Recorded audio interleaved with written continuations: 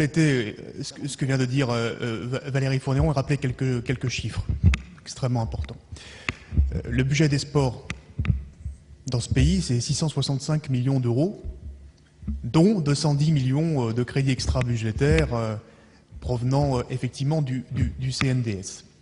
C'est moins aujourd'hui que ce que rapportent les droits télé de la Ligue professionnelle aujourd'hui pour la Ligue 1 dans ce pays.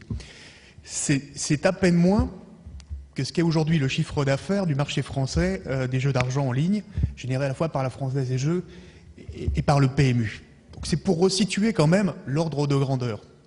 Et si l'on parle plus spécifiquement du CNDS, puisque l'idée c'est de déplafonner au maximum les prélèvements qui vont alimenter le CNDS, dans l'objet de l'amendement de Valérie Fourniron, le CNDS aujourd'hui est l'acteur principal, on va dire, dans le monde du sport, du développement de la pratique du sportif pour tous, puisque 145 millions d'euros chaque année vont à 47 000 associations par levier de subvention, mais aussi c'est aujourd'hui le principal pourvoyeur aujourd'hui d'équipements sportifs en termes d'aménagement du territoire, puisqu'il y a à peu près 85 millions d'euros qui sont effectivement dévolus à ces équipements sportifs sur le territoire. Même si sur ces 85 millions d'euros, il y en a 20 millions qui ont été fléchés sur l'accompagnement éducatif, ce qui est un peu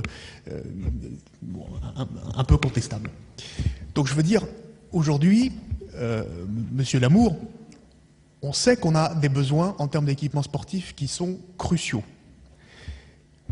Les stades, bien évidemment. Alors, l'État a annoncé 150 millions d'euros pour l'éventualité de l'Euro 2016 et la construction des stades sur 1,5 milliard, ce qui est quand même relativement peu d'ici 2016. Mais au-delà des stades de football, de l'ensemble des équipements sportifs qui sont aujourd'hui à moderniser, que ce soit les piscines, que ce soit aujourd'hui des salles de sport collectif. Et on a entendu la secrétaire d'État au sport mardi nous annoncer que Daniel Constantini, conseiller technique à la Fédération de handball, était chargé d'un rapport sur les salles de sport collectif.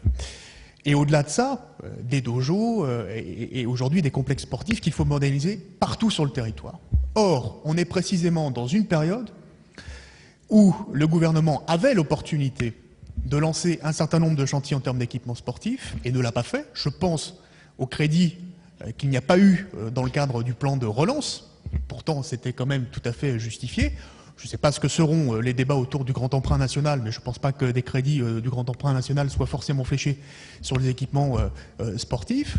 Et nous avions, vous l'avez répété, effectivement, un programme exceptionnel à travers le PNDS qui permettait chaque année d'avoir un prélèvement complémentaire, aujourd'hui sur le prélèvement de la Française des Jeux, et d'avoir, certes, quelques dizaines de millions chaque année, mais au moins ces quelques dizaines de millions-là qui permettaient effectivement de maintenir un élan en termes de modernisation des équipements sportifs.